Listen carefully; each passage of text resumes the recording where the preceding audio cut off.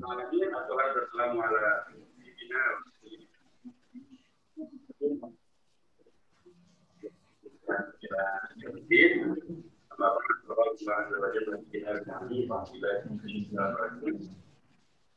kalau anak orang itu terkait dengan kita terlihat di dalam diri pemahaman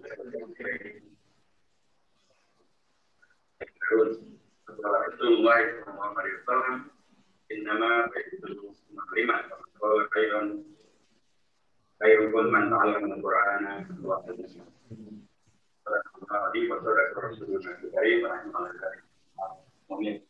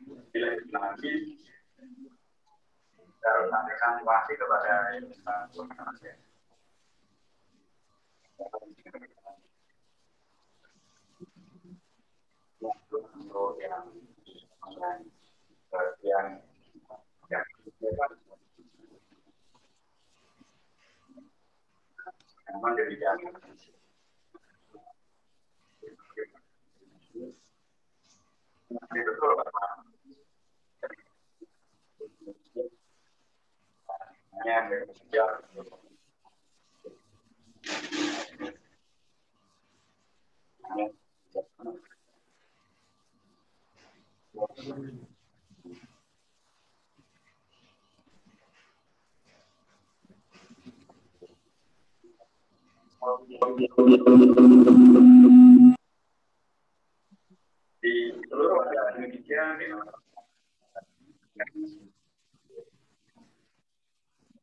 untuk mendapatkan 4 pilar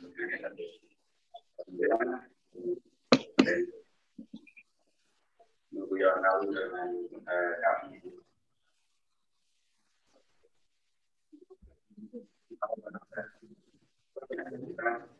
kerjasama dengan semuanya harus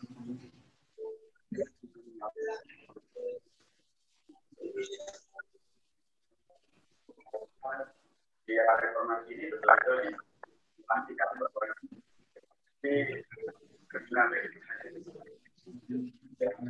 di kebenaran jalan dan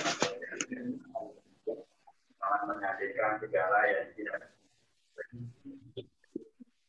jadi masih berada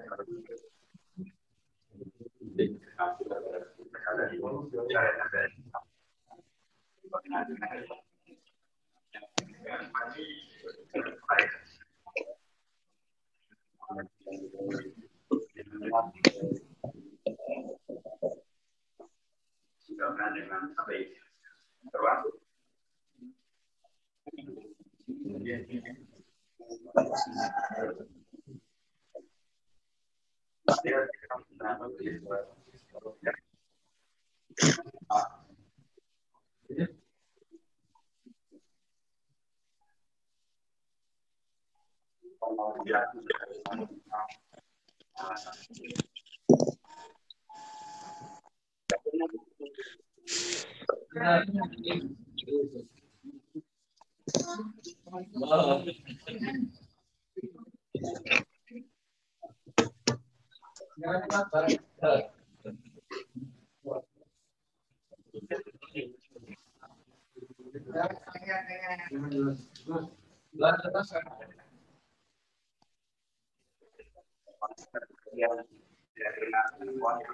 Yang mendengarkan di ruangan ya, jelas bagian dari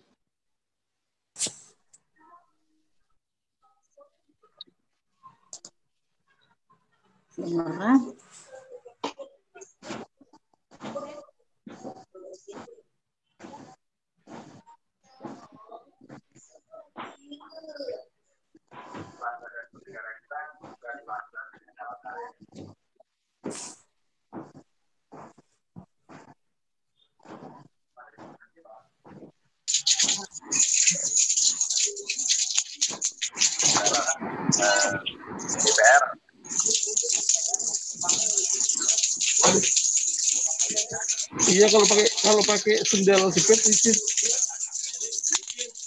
Kami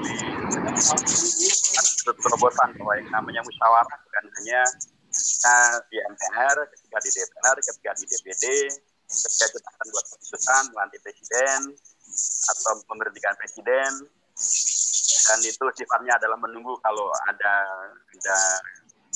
pada orang yang datang gitu ya. Kita mencoba merubah ya makna daripada bermusyawarah sehingga menghadirkan sebuah kehidupan berpancasila yang hidup, kehidupan bernegara yang hidup, bahwa bermusyawarah itu juga ada jemput bola. Karenanya terbiasa menghadiri dan atau ya bertemu dengan lembaga-lembaga negara di mana-mana ya, kami datang ke kantor mereka atau mereka kita ketemu dalam satu acara. Kemudian kita bermusyawarah membicarakan tentang beragam negara. Jadi yang hari ini adalah bagian daripada cara MPR untuk bermusyawarah langsung dengan rakyat, dengan masyarakat, ya, di mana penampilan MPR hari ini bisa tersampaikan dengan baik dan benar, terselenggara dengan baik dan benar, dan benar. Supaya kemudian nanti mempunyai efek yang betul-betul menjadikan nilai tambah ya bagi MPR, bagi lembaga, bagi negara, termasuk juga bagi pilar MPR yang disosialisasikan itu. Yang lain juga sesungguhnya MPR sebagai salah satu cabang kekuasaan di legislatif, satu daripada 3 lambang kekuasaan dalam konteks demokrasi ya. Dalam demokrasi selalu dikenal apa yang disebut sebagai trias politika. Trias politika itu mengenal ada pembagian 3 cabang kekuasaan. Ada yudikatif, ada legislatif, ada eksekutif. Eksekutif, presiden, para menteri, gubernur, bupati, dan wali kota. Kalau yudikatif adalah kekuasaan kehakiman, hukum, judisial, para hakim, pengadilan agama, dan lain sebagainya. Ada yang namanya cabang kekuasaan yang adalah legislatif, itu terkait dengan lembaga pembuat peraturan dan undang-undang, termasuk undang-undang dasar. Hanya di situ ada DPR, ada DPD, dan juga ada MPR. Sebagai pihak yang membuat undang-undang dasar, sewajarnya bila MPR adalah menjadi pihak yang layak dipercaya dan diteladani sebagai pihak yang berani membuat undang-undang, berani juga melaksanakan undang-undang. Jangan sampai kalau dalam persoalannya kebermas dan internal belum. Sampai kemudian kita menjadi munafik yang hanya bisa ngomong dan tidak bisa melaksanakan, hanya bisa beraturan tapi tidak bisa melaksanakan, hanya berjanji tapi melupakan janji. Kami MPR mencoba untuk membuktikan bahwa sebagai lembaga pembuat undang-undang atau yang dikenai aturan undang-undang maka kita laksanakan. Nah, kalau ada yang saya hormati, ada undang-undang yang mengatur tentang MPR. Itu dulu namanya Undang-Undang MD3, MPR, DPR, DPRD, dan DPD. Nama Undang-Undang tentang dulu namanya Undang-Undang tentang Strukturan dan Kedudukan, MPR, DPR, DPD, dan DPRD. Sekarang namanya Undang-Undang tentang MD3. DPR, DPD, dan DPRD. Undang-Undang tentang MD3 ini dulu nomornya nomor 2014, diperbarui pada periode berikutnya, yang intinya adalah sama, menugaskan pada MPR untuk melaksanakan sosialisasi terhadap 4 pilar MPR RI. Ada ketentuan itu, ada aturan itu, maka sangat seharusnya bila MPR melaksanakan sosialisasi ini. Jadi MPR dengan sosialisasi ini ingin menegaskan bahwa Indonesia yang menganut apa yang disebut dengan nasionalisme, mereka merujuk pada apa yang dilakukan oleh para patron, para pimpinan, ya, para tokoh, ya, atau para yang mereka rujuk. MPR sebagai salah satu rujukan dalam pembuatan undang-undang dan undang-undang dasar.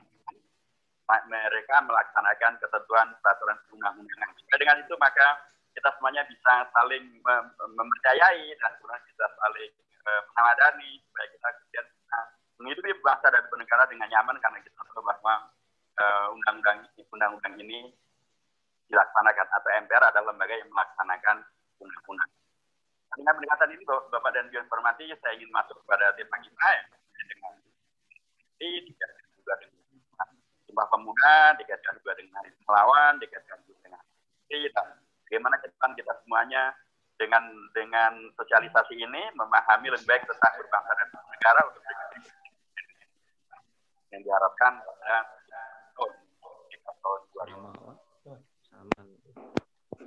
Karena saya juga berada di lembaga pendidikan ya sama, dan kemudian tokoh-tokohnya pasti berkaitan dengan pendidikan. Saya ingin tegaskan bahwa Indonesia ini adalah salah satu dari apa yang saya sebut sebagai hasil warisan jihad, mujahadah, tadhiyah, bahkan hadiah juga ya, dari para intelektual, dari para kalangan yang sangat-sangat terpelajar. Baik itu mereka masih pemuda, baik itu yang kemudian mereka terafiliasi dengan organisasi pemuda Islam, atau yang terafiliasi dengan pemuda latar suku, gitu, atau yang nanti terafiliasi dengan organisasi yang beragam-ragam. Ada yang latarnya adalah partai politik, ada yang kemudian aktif di dunia ormas, ada yang di partai politik Islam, ada di partai politik nasional, tapi mereka semuanya adalah kalangan terpelajar. Dan juga ada yang aktif sama, ada yang kemudian alumni daripada pesantren, ada yang alumni dari Al-Azhar di Mesir, tapi mereka satu. Agama dan atau kebinekaan yang mereka hadirkan itu tidak menghadirkan konflik, tapi justru diwariskan kepada kita semuanya menjadi keteladanan bahwa keragaman dan kebinekaan yang dimiliki, yang terjadi dengan para tokoh bangsa sejak peristiwa Sumpah Pemuda tanggal 28 tidak menghadirkan konflik. BPUPK pada tanggal 29 Mei, keragaman tidak menghadirkan konflik. Panitia 9 22 Juni tidak menghadirkan konflik. PPKI tanggal 18 Agustus menetapkan Undang-Undang Dasar tidak menghadirkan konflik. Ini saya kira satu hal yang amat sangat penting untuk kita garis bawahi. Bahwa pertama, bangsa Indonesia, negara Indonesia, itu adalah tadi yang saya sebutkan sebagai warisan jihad, ijtihad, mujahadah, tadhiyah, semua sudah berhadiah dari kalangan-kalangan para bapak bangsa yang sangat belajar sejak mereka masih muda. Misalnya waktu itu umurnya baru 25 tahun ketika beliau menuliskan tentang materi Sumpah Pemuda. Dan kemudian beliau dan para tokoh nanti, termasuk ada tokoh dari kelompok pemuda Islam, Young Islamisten Bond, itu juga umurnya masih sekitar 20 sampai 25. Tapi mereka sudah sangat berpelajar. Tentu sudah punya keberanian untuk bertemu dengan kelompok masyarakat manapun di Indonesia dan tidak melihat mereka sebagai lawan, sebagai pesaing, sebagai musuh, sebagai pihak yang tidak bisa diajak untuk bekerja sama. Gitu. Tapi mereka adalah dan kemudian sepakatilah yang disebut dengan Sumpah Pemuda yang menghadirkan 3 prinsip yang sangat mendasar, 3 prinsip yang bila kemudian kita bandingkan dengan negara Filipina, ini betul-betul menjadi karunia yang luar biasa. Filipina sama dengan Indonesia adalah negara kepulauan. Sama dengan Indonesia adalah negara yang dijajah oleh asing. Nah, dijajah oleh Portugis dan oleh Amerika Serikat. Filipina yang dulu adalah juga kerajaan-kerajaan Islam di Manila, yang dibantu di Tour ke Manila, gitu, masih akan mudah didapatkan masjid dan peninggalan bangunan dari kerajaan Islam yang ada di Manila, dan bahkan istilah Manila itu sendiri adalah ungkapan yang dihasilkan dari ungkapan bahasa Arab ya, di Manila, karena itu yang paling ujung paling jauh kita sudah dikali lagi ya,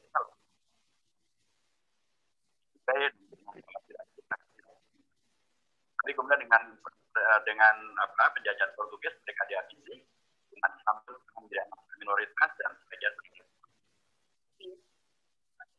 dimerdekakan oleh Amerika Serikat. Mereka tidak mempunyai apa yang kemudian dikokohkan oleh para pemuda Boniface yang kemudian bersumpah tentang rasa bahwa mereka adalah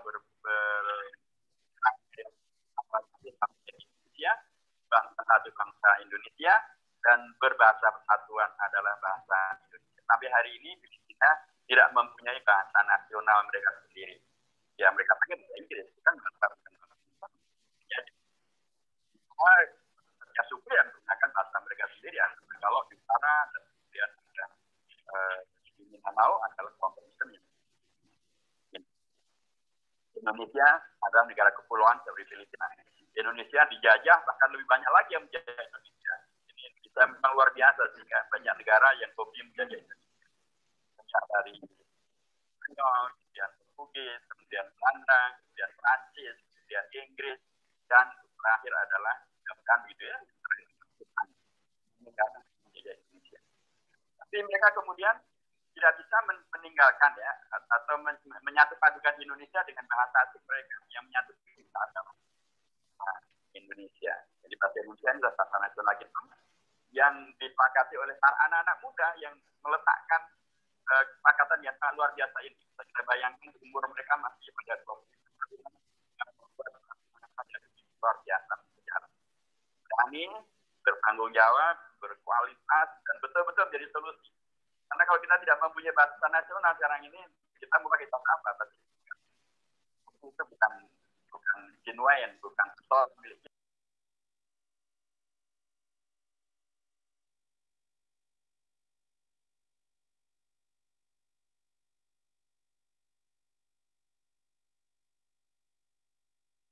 Latar adalah bahasa yang terbesar digunakan oleh anak-anak muda waktu itu Indonesia atau kata-kata yang berasal dari bahasa Indonesia. Jadi orang Jawa pun juga yang ada di Java, gitu, mereka juga merelakan. Mereka tahu bahwa Indonesia bukan hanya Jawa, dan sebagian besar mereka justru adalah Muslim yang disatu padukan oleh bahasa Melayu, dan bahasa Melayu itu adalah bahasa yang namanya di mana bila misalnya dalam ada kerakyatan yang dipimpin oleh hikmat, kebijaksanaan, musyawaratan, keadilan, sosial bagi seluruh rakyat di Indonesia. Begitu banyak ungkapan-ungkapan dalam bahasa Arab yang kemudian masuk dalam bahasa Melayu dan kemudian menjadi bahasa Melayu. Jadi saya mengatakan bahwa bahkan untuk menghadirkan persatuan Indonesia melalui bahasanya anak muda itu sudah memberikan negarawanan yang luar biasa. Mereka bisa mengalah, mereka bisa mempertimbangkan masalah yang lebih besar, tidak lagi mempertimbangkan sekedar sukunya dan sukunya yang lebih besar, lagi masalah yang lebih besar. Itulah Indonesia yang mayoritas beragama yang beragama yang menghadirkan bahasa Melayu yang menyatu padukan mereka, dan menyatukan Indonesia. Saya menyampaikan bahwa capaian daripada Sumpah Pemuda ini juga dua hal yang satu pilar yang sangat luar biasa. Mari kita lihat apa yang terjadi dengan satu negara yang namanya Soviet. Uni Soviet itu satu negara yang pada waktunya adalah atau pada masanya adalah negara yang berdaya, negara yang kuat. Harapannya pun, masya Allah dari ujung ke ujungnya itu sangat-sangat besar. Dan bisa lihat di peta bumi. Mereka adalah negara daratan. Berbeda dengan Indonesia adalah negara kepulauan. Mereka adalah negara yang secara ekonominya sangat kuat, berbeda dengan Indonesia yang pasukannya. Mereka adalah negara yang secara militernya juga sangat ditakuti. Amerika Serikat, sementara Indonesia membeli Sukhoi dengan dipasangkan Sukhoi Indonesia yang dibeli dari Soviet itu ternyata tidak dipunyai hingga dikatakan bahwa Indonesia mempunyai pesawat sipil yang paling mahal di dunia, Sukhoi. Ini pesawat itu bagaimana waktu itu negosiasinya, begitulah yang terjadi. Kemudian Uni Soviet juga adalah negara dengan intelijen yang sangat kuat. KGB itu adalah intelijen bangga sebagai pejabat di BIN dan kemudian SK-nya diupload ke yang sebagai Melayu. Jadi potensi Indonesia untuk kemudian menjadi buyar itu lebih besar daripada potensi buyar untuk Uni Soviet. Tapi Uni Soviet sudah buyar, sudah hilang bahkan dalam sejarah. Tidak ada lagi negara yang namanya Uni Soviet. Kita negara sudah sekarang terpecah dalam banyak negara. Pada tahun 91-92 ketika presiden daripada Uni Soviet adalah seorang yang Yunannya, orang Jabar, orang Sunda mengatakan beliau artinya dari Kiamin. Nama aslinya mah sesungguhnya adalah Gorbachev. Karena beliau sudah pindah ke Uni Soviet, maka berubah namanya menjadi Mikhail Gorbachev. Mikhail Gorbachev membuat satu terobosan untuk memajukan negaranya, namanya adalah Glasnost dan Perestroika. Negara yang sangat adidaya ini sangat kuat ekonominya, negara daratan yang karena transportasinya pun gampang, negara yang kemudian intelijennya sangat kuat sehingga segala macam ancaman untuk bangsa sudah bisa dideteksi dari awal, negara yang tidak akan ada yang berani menyerang dia peralatan sangat kuat, bukan dengan senang, bukan ada yang menyerang, bukan ada krisis ekonomi, tapi karena krisis ideologi, negara itu buyar. Menjadi lebih dari 6 negara. Ada yang kemudian menjadi negara Rusia, ada yang namanya menjadi negara Tajikistan, Uzbekistan, Kyrgyzstan, Georgia, dan sebagainya. Sampai pecah karena ideologi yang dilakukan oleh negara Uni Soviet, yaitu komunisme, adalah ideologi impor yang dari luar dan kemudian katanya tidak mampu menyelesaikan masalah ketika kita muncul usulan baru yang lebih menawan dan jadilah Uni Soviet menjadi dan Indonesia alhamdulillah tidak pecah.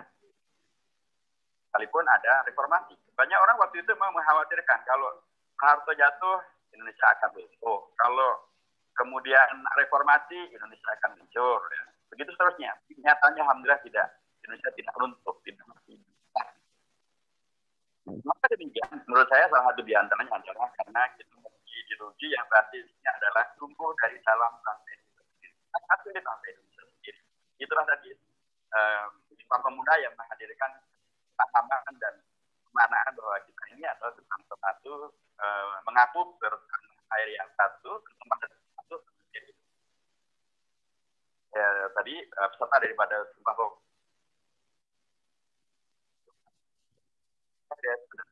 apa? Ada dari Jong Ambon, ada pemuda Betawi, ada pemuda Indonesia, dan ada dari Jong Islamisten Bon, pemuda. Kita beragam-agam itu karena menyepakati. Jadi ini adalah kesepakatan dari dalam sendiri dan tentulah kalau itu adalah kesepakatan sendiri disepakati akan disepakati dengan muslim dari itu yang terjadi. Sehingga bisa tidak menjadi kan ketika ini juga yang kedua negara namanya Yugoslavia. Yugoslavia itu berada di Balkan ya, dan sekarang juga sudah tidak ada. Yugoslavia adalah negara yang didirikan oleh yang Joseph Broz Tito. Nah, ini ketika kemudian Joseph Broz Tito meninggal, kan negara ini juga meninggal dengan di perang dan konflik perang yang waktu itu di tahun kemudian negara ini pecah ke dalam lebih dari 4 negara. Ada Bosnia-Herzegovina, ada Serbia, ada Montenegro, ada Kosovo, dan Indonesia. Bung Karno meninggal, Bapak Bangsa meninggal, Bung Karno meninggal, Bung Karno meninggal. Tetapi apakah Indonesia pecah? Tidak. Mengapa Indonesia tidak pecah? Karena lagi-lagi Indonesia tidak membasiskan kepada figur para pendiri, figur dari Bapak Bangsa, tapi membasiskan pada kesepakatan yang begitu luar biasa dihidupi oleh bangsa Indonesia. Semua pemudanya, kemudian Pancasilanya, hasil kompromi, kesepakatan yang luar biasa. Yang peristiwa di pidatokannya Pancasila oleh Bung Karno pada tanggal 1 Juni 1945. Itu Pancasila yang dipidatokan Bung Karno belumlah merupakan Pancasila yang merupakan negara. Tapi itu baru satu tawaran untuk menjawab pertanyaan dari Ketua BPUPK, Dr. Rajiman Bedjodiningrat tentang Indonesia yang mau kita nanti. Dasarnya apa? Ideologinya apa? Filosofi konstruksinya apa? Dan kemudian sampailah tokoh-tokoh bangsa yang terhimpun dalam BPUPK, ada 62 tokoh, di sana ada 2 dari kalangan perempuan, juga ibu-ibu supaya juga memahami betul bahwa Indonesia ini pun juga ada ibu bangsa, ya. Punya bapak bangsa, kemudian ada anak bangsa. Bagaimana bisa lahir anak bangsa tanpa ada ibu bangsa? Jadi ada bapak bangsa, ada ibu bangsa, kemudian ada anak bangsa. Ibu bangsa itu minimal ada 2 yang terlibat di dalam anggota BPUPK. Itu namanya Mr. Maria Ulfa Subagio. Itu adalah istri direktan sarjana hukum pada zaman Belanda dan beliau adalah perempuan pertama yang menjadi sarjana hukum pada masa kolonial. Dan ternyata beliau adalah seorang aktivis tipis daripada reform Islam atau luar di ini itu adalah seorang perempuan juga dari Aisyah dari Yogyakarta, Roro Sukaptino. Beliau bersama dengan tokoh-tokoh yang lain ketika menjawab pertanyaan dari Haji Mujud Ningrat, Ketua BPUPK tentang ini, hanya Indonesia mau dimerdekakan, tapi ideologinya apa yang berafiliasi kepada non agama, ya mereka mengusulkan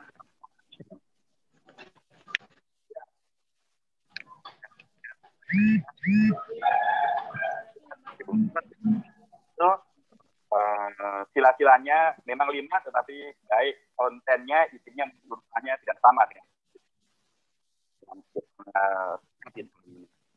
Bung Karno. Itu adalah kemanusiaan, kemanusiaan, internasionalisme, kemudian demokrasi, kemudian keadilan sosial, dan kemudian ketuhanan atau ketuhanan yang berkebudayaan. Nah, dari kelompok Islam, yang dari latar belakang NU, Kiai Haji Husin, Kiai Haji Masyur, demikian juga dari kalangan Muhammadiyah ada Kiai Haji Karmut Akhir, Kiai Haji Mansur, ya. Dan kemudian dari Persatuan Umat Islam yang dari Sukabumi ada Kiai Haji Ahmad Sanusi, ada Kiai Haji Abdul Halim dari PUI gitu ya. Mereka secara prinsip menegaskan bahwa ya kita kan Indonesia ini mayoritasnya Muslim, ya wajar kalau kemudian dasar negara ini adalah demikianlah, masing-masing menyampaikan pendapatnya, menyampaikan argumentasinya, dan kemudian terjadilah kesepakatan dan semuanya saling memberi yang terbaik, semuanya saling membenarkan yang paling rasional, paling baik. Kemudian karena ini tidak Juni itu, nah BPUPK memutuskan membentuk panitia kecil untuk merumuskan keputusan yang diambil dengan terminal sementara yang ikut dengan demikian. Nah, panitia 8 itu diputuskan ketuanya. Di Bung Karno melihat bahwa panitia 8 ini tidak adil, karena dari umat Islam hanya 2 saja representasi. Karena dari Inggris, hanya diubah sendiri. Anggota panitia 8 itu jadi panitia 9. Panitia 9 itu 4-nya dari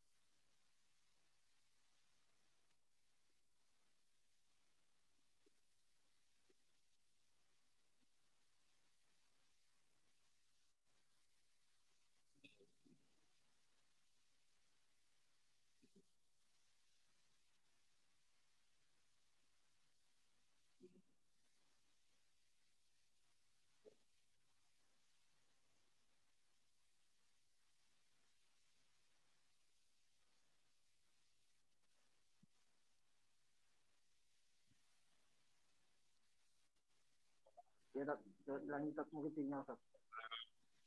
Ya Tat, Tat. Silakan dilanjut Tat.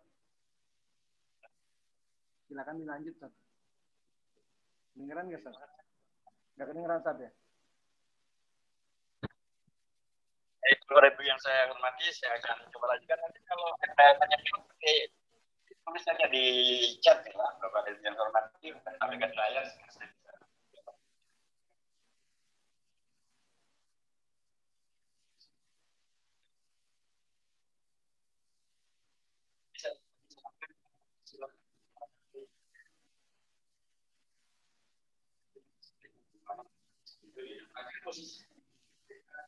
Sampaikan tentang 1 Juni itu dia adalah PPK ya. Dan ketika beliau menjadi di Panitia 9, beliau adalah ketua Panitia 9. Dan nanti beliau juga ya jadi ketua PPKI. Dan ketika beliau menjadi ketua itu, ketua BPK, ketua Panitia 9, ketua PPKI, dia kemudian menyepakati rumusan Pancasila yang menjadi dasar Pancasila 1 Juni. Di Pancasila yang kemudian finalnya pada tanggal 18 Agustus yang kita mengetahui bahwa Pancasila itu terdiri dari satu Tuhan Yang Maha Esa dengan sebuah penegasan yang disampaikan penjelasannya dari bangsa Indonesia. Dan kemudian itu diakui oleh dekret tanggal 9 Juli tahun 1959 bahwa yang dimaksud dengan ketuhanan Yang Maha Esa, yang dimaksud Yang Maha Esa adalah begini.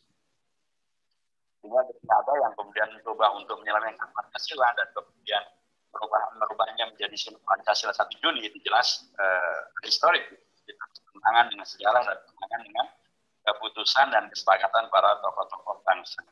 Ya, ada yang kemudian menafsirkan ketuhanan itu adalah ketuhanan dengan ketuhanan berkebudayaan sesuai dengan yang disepakati.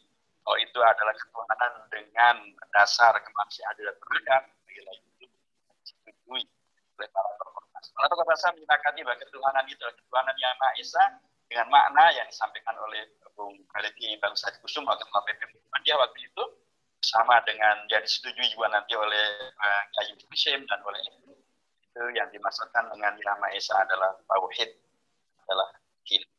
Jadi saya mengatakan Bapak dan Ibu hormati, inilah ideologi dasar Indonesia yang membuat kita tetap bersatu. Sekalipun Bung Karno meninggal, sekalipun Bung Hatta meninggal, kita tidak menjadi besar. Kenapa? Karena ideologi yang dimunculkan di Indonesia ini bukan seperti komunisme yang dicangkokkan dari luar, dipaksakan atau dicangkokkan. Juga karena kita tidak menganut pada sekedar sistem figuritas, figur ya.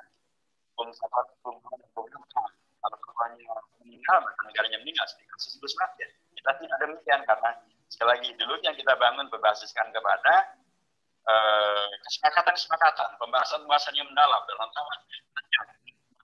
semacam halangan rintangan dan berkenan dengan okupasi yang bisa menghadirkan kompromi pada akhirnya ideologi asal Indonesia adalah Pancasila dengan 5 sila yang semuanya kita makan. Tetapi dan juga yang saya lihat orang luput untuk mempertimbangkan bahwa ketika Pancasila disepakati itu sesungguhnya kata awalnya tidak ada kata-kata Pancasila 1, 2, 3, 4, dan 5. Kalau kita baca di pembukaan Undang-Undang Dasar misalnya tidak ada kata Pancasila. Jadi ada undang-undang kita, Undang-Undang Dasar 45. Itu kan di Pancasila seperti yang sangka bahwa Pancasila 1, Tuhan Yang Maha Esa 2, masyarakat dan seterusnya itu adalah produk instruksi Presiden Inpres 1968 dan 2012 tahun 1968 yang mengatur tentang penulisan dan penyebutan dan susunan daripada Pancasila yang kepada Pasca Negara. Ya, Pancasila itu aturannya, susunannya, tulisannya dan pembacaannya adalah Pancasila. Satu grup, angka 1 ketuhanan Yang Maha Esa, angka 2 kemanusiaan dan beradab, angka 3 Indonesia, 4 rakyat Indonesia. Ya, adalah pendidikan sosial bagi seluruh Indonesia. Jadi begitulah Pancasila melampaui atau melalui begitu banyak perjalanan berbangsa sampai kemudian sampai pada era reformasi. Ini era reformasi Bapak dan yang seperti jadilah tuntutan dari kawan-kawan mahasiswa generasi milenial bahasa kita sekarang Karena masih waktu itu generasi reformasi membuat 6 tuntutan. Salah satu di antara tuntutannya adalah amandemen terhadap undang-undang. Jadi maksudnya adalah untuk agar tidak terjadi kekuasaan yang tidak ada batas akhirnya, seperti apa misalnya. Karena saya mengatakan presiden wakil presiden memangku jabatan selama 5 tahun dan dipilih kembali. Saya sih sebut orang kembali hanya sekali saja, tetapi karena ini adalah orang Jawa, gitu ya, itu bisa artinya adalah ya seperti ke Bogor, ke Bandung, ke Bojonegoro, ke Bangka Belitung dan lain sebagainya. Ya, kemudian mananya menjadi bias, sehingga Hatta bisa terpilih lagi 5 tahun sampai hampir 34 tahun. Atau 30 tahun beliau memimpin Indonesia. Seharusnya hanya dituntutlah amandemen agar tidak terjadi penumpukan kekuasaan dalam waktu yang lama yang potensial mengakhiri. Karena pasal 37 dari Undang-Undang Dasar itu tidak terlalu rigid mengatur tentang perubahan Undang-Undang Dasar. Undang-Undang itu ada yang asli itu tidak mengatur tentang syarat perubahan Undang-Undang Dasar, siapa, jumlah pelajar berapa, bagaimana caranya, tidak ada. Yang dan itu bisa dilakukan oleh dilakukan setelah itu disampaikan dan kemudian terjadi perubahan dasar yang tadinya diharapkan hanya terkait dengan masa jabatan presiden melebar kemana-mana. Jadilah perubahan itu sangat dahsyat, bahkan nama undang-undang dasar itu tidak lagi lima hanya sekarang dihadirkan undang-undang dasar namanya sekarang penyiaran. Undang-undang dasar kita adalah Undang-Undang Dasar Negara Republik Indonesia tahun 1945. Itulah nama Undang-Undang Dasar kita. Itu sah konstitusional karena yang menyebut nama itu adalah MPS Lembaga Tertinggi Negara pada waktu itu pada zaman PNS 2002 sampai atau 19 tahun 2002. Dan itu juga penyebutan yang disebut oleh Bung Karno dalam dekretnya pada tanggal 9 Juli tahun 1949 yang mengatakan bahwa nama Undang-Undang Dasar itu juga sudah berubah di semuanya. Kontennya juga berubah sangat luar biasa. Dari jumlah babnya saja tadinya 16 bab sekarang menjadi 21 bab. Kalau jumlah pasalnya tadinya 33 pasal sekarang menjadi 73 pasal. Kalau jumlah ayatnya tadinya 40 ayat dari 170 ayat.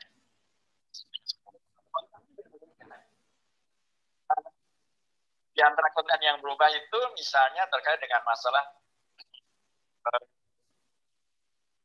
pendidikan ya, masalah pendidikan. Dulu di dalam Undang-Undang Dasar sebelumnya tidak ada kata-kata tujuan pendidikan nasional yang dibuat oleh pemerintah.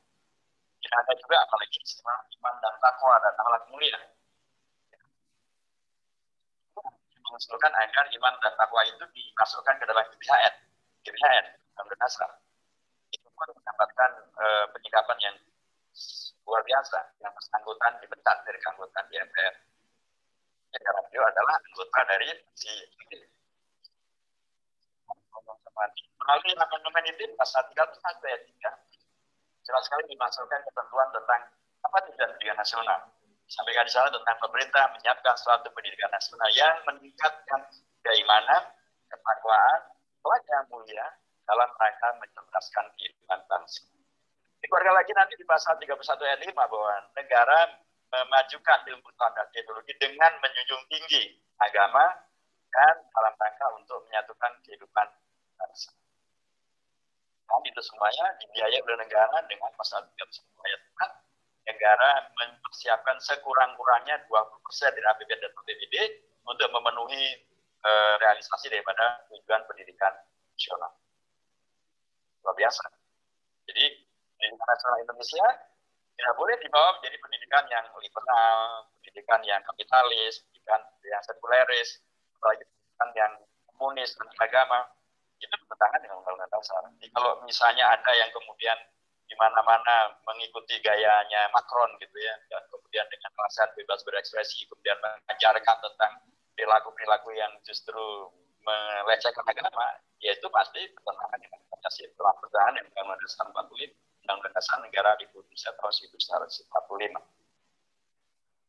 Nah, misalnya juga kalau kita lihat di dalam yang sangat terkait dengan dunia pendidikan juga, hubungannya dengan masalah pendidikan antara sudah menjadi bagian daripada hak asasi manusia yang penting untuk dipenuhi. Masuk juga menjadikan nilai agama sebagai bagian daripada yang harus diwujud di dalam memperlakukan dan atau menyikapi ayat 2 dikasih menyampaikan bahwa beberapa hadis riwayat yang harus dulu pada pembatas agama dengan diantaranya beberapa agama yang berlaku di Indonesia, sehingga misalnya kelompok LGBT misalnya menuntut untuk mereka mendapatkan konstitusional di Indonesia tidak bisa. Kenapa tidak bisa? Karena pasal 28C menegaskan bahwa tuntutan hak asasi manusia itu boleh kalau tidak bertentangan dengan ajaran agama. Sementara jelas sekali tidak berjalan agama apapun bagi Islam yang memberikan penyimpangan yang bernama LGBT. Atau PKI misalnya yang ingin tampil kembali di Indonesia dengan alasan hak asasi manusia, dengan alasan demokratisasi, ya nggak boleh. Kenapa tidak boleh? Karena PKI selain dilawan oleh TPNS tapi juga dia bertentangan dengan agama apapun di Indonesia. Ini semuanya adalah bagian daripada ketentuan undang-undang dasar yang akan hasil dari reformasi. Termasuk hal ini adalah sebentar lagi di mana-mana akan berlaku pilkada. Itu dalam undang-undang dasar sebelum perubahan tidak ada yang namanya pilkada. Itu tidak ada. Di undang-undang dasar sebelum perubahan itu nggak ada pemilu, nggak ada pilkada. Yang ada adalah penegasan tentang kedaulatan hadir Presiden, MPR membuat GBHN, MPR menjadi mandataris, Presiden menjadi mandataris MPR. Gitu. Dulu Presiden rendah, dipilih oleh rakyat. Sekarang rakyat yang memilih Presiden. Gubernur dan wali kota dipilih oleh DPRD. Sekarang DPRD yang memilih gubernur Bapeten. Dulu ada pasal tentang di undang-undang pasal 22E itu adalah ayat 2-nya tentang pemilihan umum yang berlangsung secara fair dan jurdil selama 5 tahun sekali dan DPD dan DPRD pasal 22E ayat 2. Presiden pasal 6 ayat 1 dan ayat 2 pemilih gubernur bupati dan wali kota diatur di pasal 18.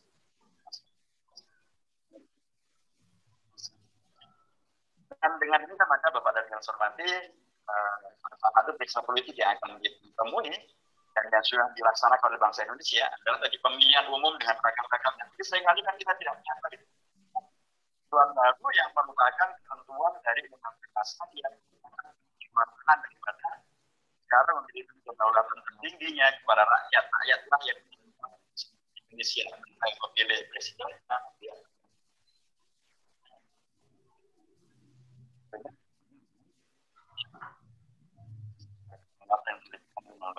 Sehingga memilih dengan benar kebersamaan malah menjadi golput, kita kemudian malah menjadi mungkin golput juga akan dengan itu tidak semua. Kalau tetapnya hanya demikian ya sih juga tidak akan semua tapi sih yang mengetahui semua nggak pernah terkenal seperti itu. Jadi ada mungkin mengkhawatirkan dan tidak mau ikut pemilu dan pilkada dengan alasan itu semuanya sistem negara. Negara juga dilakukan di kelompok mereka mungkin sekolah juga ada SD, SMP, SMP juga. Persoalan itu nggak sekolah di SD, sekolah di SMP. Jadi saya mengatakan bahwa pemilu pilkada itu ya sama saja dengan radio, sama dengan TV, sama dengan yayasan, sama dengan isi, sama dengan dia ada bagian dari amal. Istilah di situ diperbolehkan selama memang dalam mereka untuk mengajar syariat. Ya tentu saja kalau kita sudah setiap kita konteks yang terkait dengan lembaga pendidikan maupun juga serta bangsa dan negara bermasyarakat tentu tidak untuk memberikan siap itu tidak untuk menghadirkan yang mungkar tapi justru untuk menghadirkan yang koreksi terhadap nasihat dan koreksi terhadap penyimpanan dan menghadirkan kemaslahatan kemaslahatan untuk melanjutkan kemaslahatan membawa kepada segala yang membawa kepada sebenarnya saya ingatkan agar tentang pilkada ini betul-betul dimaknai sebagai hal yang sangat penting kan, karena itu adalah kedaulatan yang oleh Undang-Undang Dasar diberikan pada rakyat, dan ketika dia diberikan tentu dengan sebuah keyakinan keseluruhan bahwa rakyat akan bisa memberikan kedaulatan yang terbaik, supaya dengan hasil yang baik itu yang kita akan berdampak kepada kebaikan lingkungan, kebaikan bangsa, kebaikan negara, kebaikan kota, kebaikan hasil. Makanya jangan kedaulatan rakyat ini diremehkan dengan golput, dengan ajo-ajo, dengan kesalahan. Bahkan kemudian dijual murah dengan sembako. Saya demikian, semua kedaulatan rakyat ini nilainya luar biasa. Karena dia adalah salah satu dari perjuangan reformasi. Dan karena kita berada di zaman elit, maka saya tentu ketika pemerintah dan DPR dan Undang-Undang memberi ruang untuk pemilihan kepala daerah dan rakyat, tentu bukan untuk mensenangi rakyat, itu bukan untuk menjebak rakyat dalam kondisi yang berat akibat daripada penyakit. Ini justru agar dengan pilkada itu bisa menjadi bagian daripada solusi, tapi nanti juga bisa diatasi dan masyarakat bisa menjadi sehat, dan karenanya melaksanakan betul semua yang terkait dengan masalah protokol COVID-19. Jangan sampai pilkada malah menjadi fitnah baru ketika dia menjadi dituduh atau fitnah menjadi yang sesuai masalah daripada pelonggaran fitnah. Kita ada yang kurang, tetapi ada dua yang dilakukan, yaitu tentang Undang-Undang Dasar itu disepakati tidak terjadi perubahan. Dan semangat di antara Undang-Undang Dasar adalah Pancasila yang final, 18 Agustus, yang adanya awalnya adalah tentang kemudian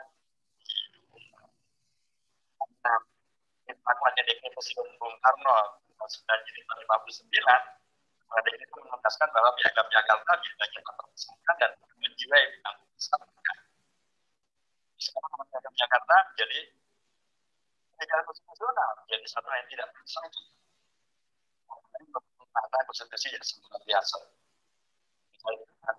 Pancasila 18 Agustus dengan piagam Jakarta. Dan kemudian MPR pada waktu itu ketua PP Muhammadiyah, beliau dari fraksi reformasi, sambungan antara partai dan partai keadilan. Dan kemudian beliau sebagai ketua fraksi, sebagai ketua partai PAN dari fraksi reformasi, ketua MPR waktu itu dapat tahu tentang Undang-Undang Dasar ini tidak bisa dilakukannya hasil yang selesai pada 18 Agustus. Karena kemudian bisa diringkas sila, bukan yang kemudian ketuhanannya Maha Esanya bisa diubah di ketuhanannya. Kayak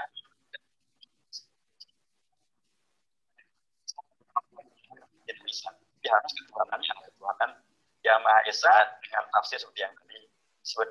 Dan yang kedua adalah dalam konteks tadi, maka ya wajar bila kemudian umat Islam atau umat agama menolak ya, dan KIP itu ya kemudian mengingkari semuanya tentang Pancasila yang final, Pancasila 18 Agustus. KIP itu dulu masih dimunculkan dari sila ketuhanan kaya dan sebagainya. Ya syukurnya sih semua akhirnya sepakat untuk kemudian dengan sila kemudian dihapus, kembali untuk kesepakatan menjadi Pancasila 18 Agustus. Masuk kemudian mau menerima untuk dimasukkannya ke MPR seperti itu. Kemudian berdasarkan segar mengingatkan saya bahwa itu memang sesuatu yang Panduan kedua yang disepakati itu tidak dirubah adalah tentang NKRI. Ini satu dikunci yang 7 bahwa Indonesia negara kesatuan berbentuk republik itu dikunci tentang bentuk negara kesatuan di Indonesia tidak bisa dilakukan sosial. Dalam konteks kita umat Islam banyak apa yang saya sebutkan bicara tentang sebagai tantangan harga mati. Pada waktu bersamaan sering mempermasalahkan tentang posisi daripada umat Islam dengan Indonesia dari NKRI itu karena terobosan dan keberanian seorang tokoh dari partai Islam, tokoh dari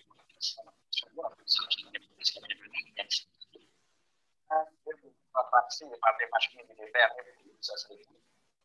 Kemudian berkeliling ke beragam daerah, dilihat yang sudah pura-puranakan oleh RIS, dan kemudian beliau di DPR RIS menemui tokoh dari partai yang beragam-agam, dan kemudian termasuk dari partai Katolik, termasuk dari partai Kristen, dan kemudian beliau menyampaikan pidatonya yang sangat luar biasa, namanya Mosi Tegra, tanggal 3 tahun 50 di lingkungan DPR RIS.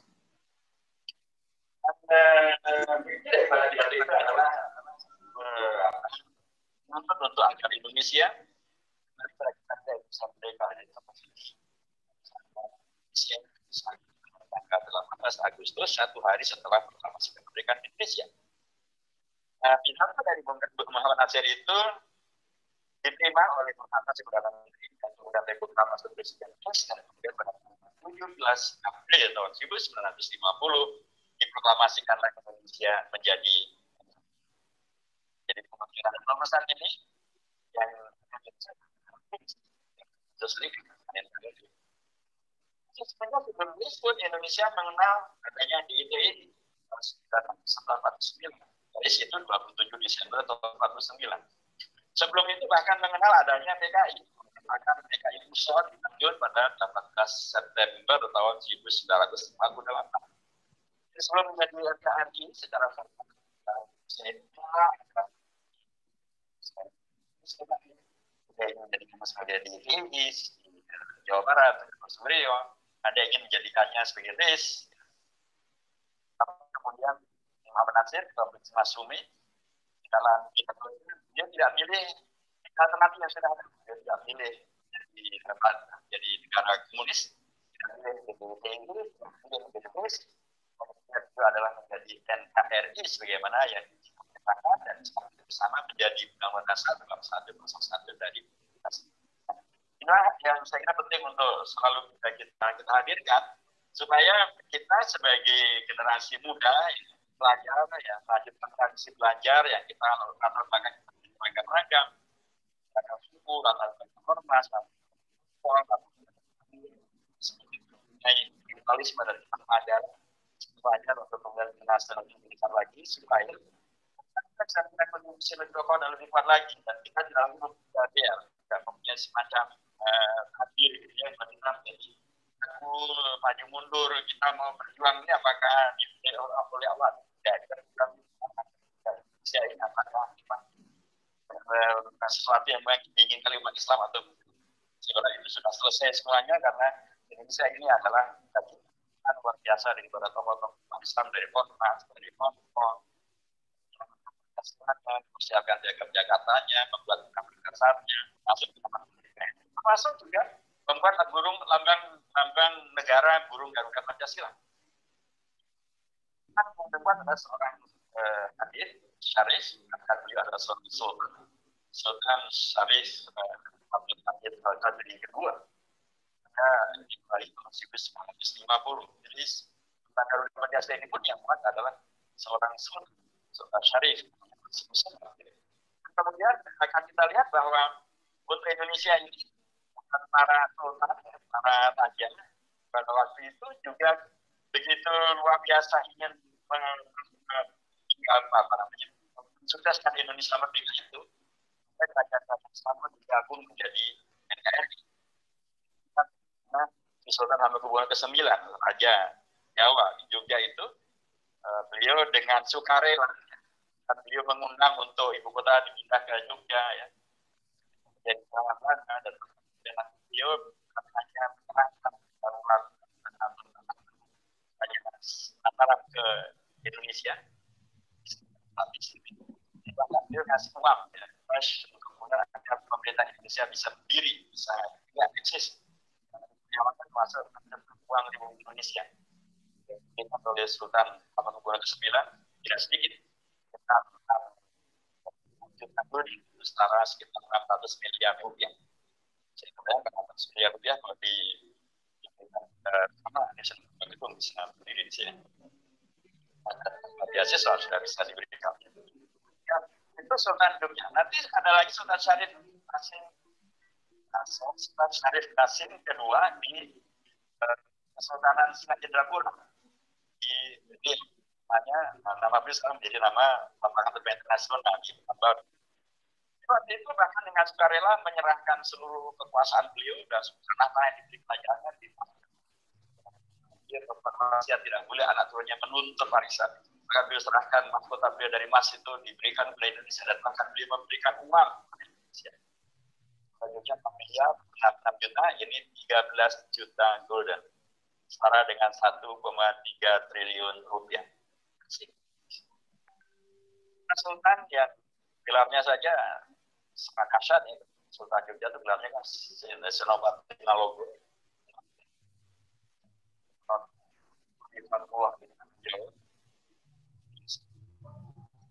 Dia rela memberikan kerajaannya kepada Indonesia. Dari Indonesia ini menjadi Tuhan, anti Islam, dolimi umat Islam, atau kemudian malah menjadi komunis, menjadi radikalis, atau menjadi liberalis, atau menjadi komunis, tapi tidak. Harapannya adalah agar Indonesia merdeka betul-betul memberikan pesan terbesar bagi bangsa dan negara yang cinta dan maksudnya yang jumlahnya. Terakhir Bapak dan yang saya hormati, dengan pernyataan ini saya mengatakan bahwa katanya bagi pelajar, anak-anak muda dan yang berada di dunia pendidikan, yang menjadi sangat penting ya untuk terus meningkatkan kualitas pendidikannya, kualitas pelajarannya, dan termasuk juga dengan sejarah bangsa dan negara, termasuk sejarah keagamaannya, dan relasi antara agama dan para tokoh agama di Indonesia. Saya termasuk yang menolak ketika ada pihak mewacanakan pelajaran agama. Keduanya, kalau agama dan sejarah kampus, kita tidak mengenali tentang jejak daripada para dahulu kita ya, para tokoh-tokoh agama yang di Ormas, Orpol, ya.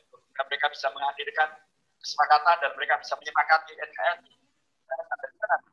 Jadi ada Indonesia yang dipilih oleh Muhammad Nasir adalah masing-masing dia tahu bahwa Cina pertama tidak berubah. Ya, ketika mendapatkan bahwa Belanda masih ingin menyerang Indonesia dan ingin kembali menjajah Indonesia dari Surabaya, beliau kemudian membuat fatwa resolusi jihad yang intinya adalah memfatwakan wajibnya berjihad untuk membela Indonesia merdeka melawan penjajah Belanda dan bukan bagi mereka yang berada di Surabaya dan sekitarnya, yang berada di luar itu adalah strategi saya. Ini disampaikan tanggal 20 Oktober tahun 45. Dan sekarang di Hari Santri Nasional. Kemudian nanti pada tanggal 7 November tahun 45, Islam buat kongres yang pertama. Kongres umat Islam di Jogja, dihadiri tokoh-tokoh termasuk Ketua PP Muhammadiyah, menyepakati tentang dua hal. Pertama, menyepakati mendirikan hanya satu partai Islam saja waktu itu, namanya Partai Masyumi, dan yang kedua adalah mendukung resolusi jihad Kiai Hasyim Asy'ari. Jadi sekalipun itu jihad oleh Kiai Hasyim Asy'ari, didukung juga oleh tokoh-tokoh dari NU yang ada di Jogja. Dan kemudian Muhammadiyah melanjutkan dengan membuat adanya yang disebut sebagai amanat jihad pada tanggal 18 Mei tahun 1940. Jadi lah para tokoh agama ini memberikan penyikapan yang sangat luar biasa untuk Indonesia, sekalipun mereka tahu ada perubahan tentang istilah yang pertama, tapi perubahan itu ada dalam rangka menghadapi kemaslahatan yang besar.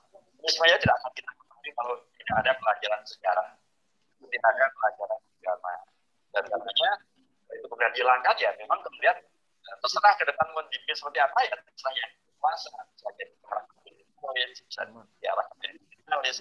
Itu dari antar agama dan antar sejarah bangsa Indonesia, dan jadilah Indonesia adalah kalian musik yang dari sejarah bangsa. Intinya saya sampaikan apresiasi kepada Yayasan Ulama yang menyelenggarakan sosialisasi. Karena dengan mendorong menyemangati antum semuanya, kemudian dia hormati untuk belajar lebih serius lagi untuk menguasai lebih baik lagi, menguasai sejarah lebih baik lagi, menguasai tentang bagaimana relasi antar. Kita dalam sebuah apa yang kita kerjakan, kita tidak mempunyai semacam barrier diri. Mundur kita ini benar atau salah sih? Nah, insya Allah ada jalan yang benar untuk kemudian melanjutkan perjuangan daripada bangsa di bangsa di era proklamasi maupun juga di era kita kemudian Bapak yang bisa hormati dari RRI sudah